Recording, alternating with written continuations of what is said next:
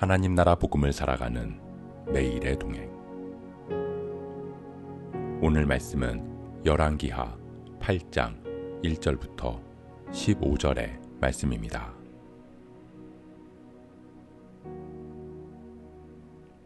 엘리사가 이전에 아들을 다시 살려준 여인에게 이르되, 너는 일어나서 네 가족과 함께 거주할 만한 곳으로 가서 거주하라.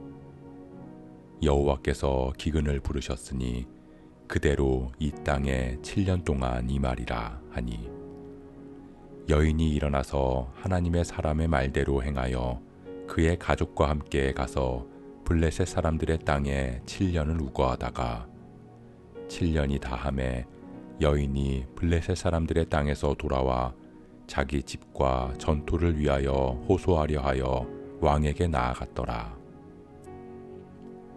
그때 왕이 하나님의 사람의 사환 게하시와 서로 말하며 이르되, 너는 엘리사가 행한 모든 큰 일을 내게 설명하라 하니, 게하시가 곧 엘리사가 죽은 자를 다시 살린 일을 왕에게 이야기할 때 그 다시 살린 아이의 어머니가 자기 집과 전투를 위하여 왕에게 호소하는지라. 게하시가 이르되, 내 주 왕이여, 이는 그 여인이요 저는 그의 아들이니 곧 엘리사가 다시 살린 자니이다 하니라. 왕이 그 여인에게 물음에 여인이 설명한지라.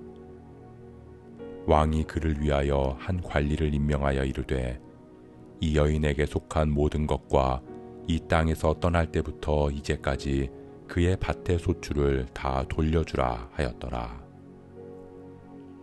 엘리사가 다메섹에 갔을 때 아람 왕 베나닷이 병들었더니 왕에게 들리기를 이르되, 하나님의 사람이 여기 이르렀나이다 하니, 왕이 하사엘에게 이르되, 너는 손에 예물을 가지고 가서 하나님의 사람을 맞이하고 내가 이 병에서 살아나겠는지 그를 통하여 여호와께 물으라. 하사엘이 그를 맞이하러 갈새 다메섹의 모든 좋은 물품으로 예물을 삼아 가지고 낙타 40마리에 싣고 나아가서 그의 앞에 서서 이르되, 당신의 아들 아람 왕 베나닷이 나를 당신에게 보내 이르되, 나의 이 병이 낫겠나이까 하더이다 하니, 엘리사가 이르되, 너는 가서 그에게 말하기를 왕이 반드시 나으리라 하라.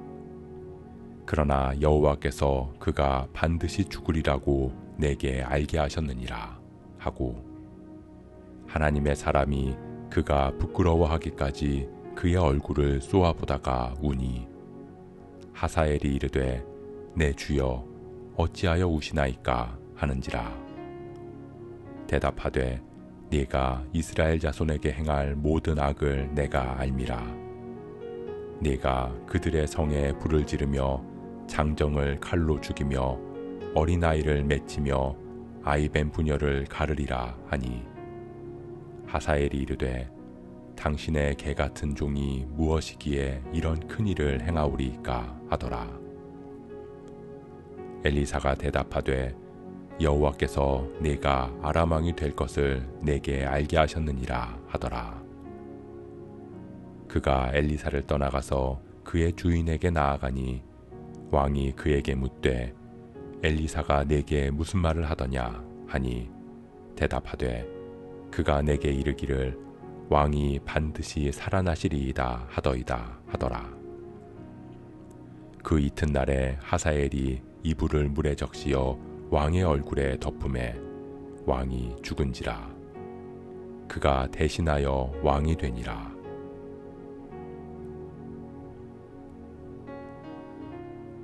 오늘 본문은 열왕기하 4장의 수넴 여인 이야기와 그 땅에 흉년이 든 이야기에 이어지는 내용으로 추정하고 있습니다. 이스라엘 땅에 흉년이 들었습니다. 제자들이 독이 들어있는지도 모른 채 들호박을 따서 국에 넣어야 할 만큼 먹을 것이 없었습니다. 그런 상황에서 엘리사는 자신을 환대하고 섬겨주었던 수넴 여인에게 이 기근이 7년 동안 계속될 것이니 가족과 함께 거주할 만한 곳으로 피하라고 이야기합니다. 하나님을 믿고 신뢰하는 사람에게 하나님께서는 어려운 상황에서 피할 길을 내주신 것입니다. 그러나 그 길은 결코 쉽지 않은 길이었습니다. 조상 때부터 대대로 살아온 곳을 떠나 낯선 이방 땅으로 가는 것,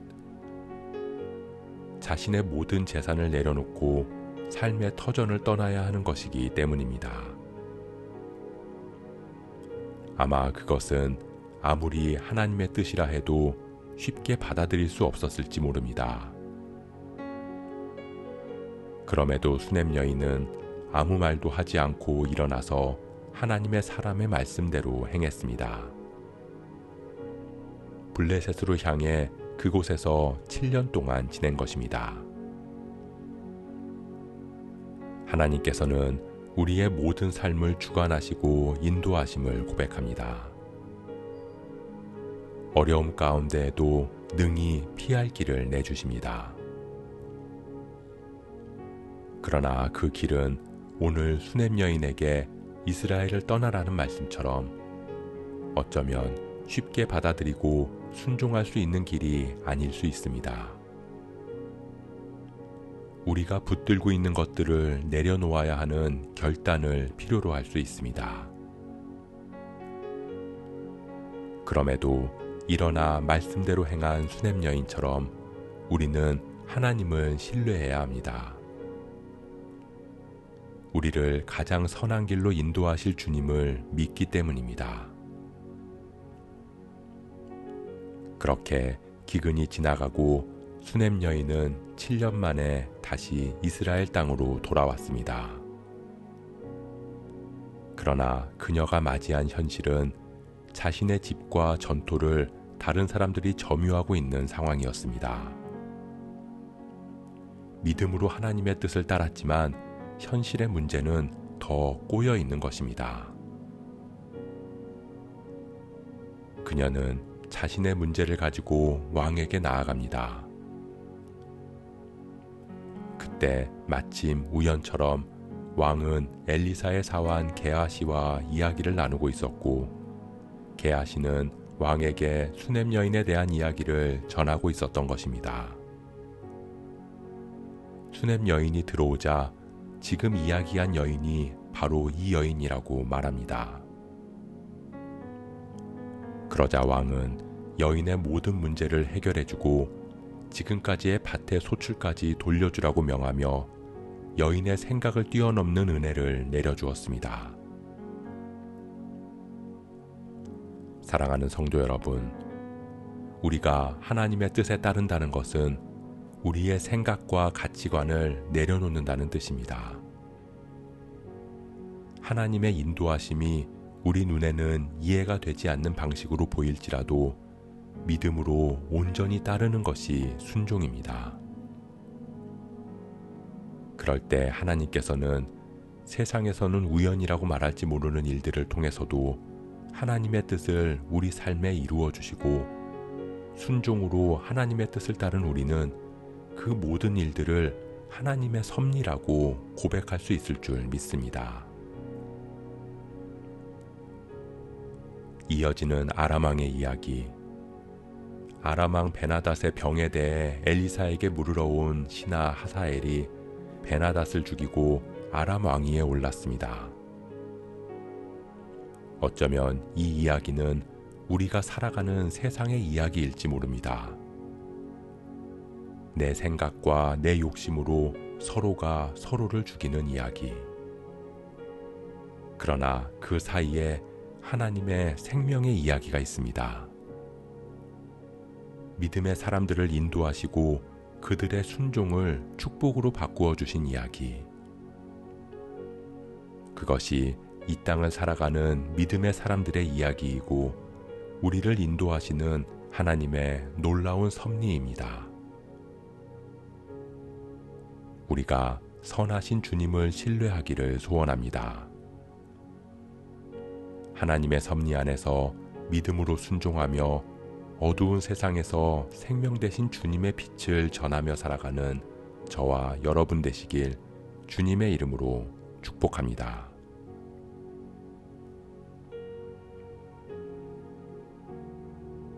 오늘 말씀 묵상하면서 기도함으로 마음에 새기겠습니다.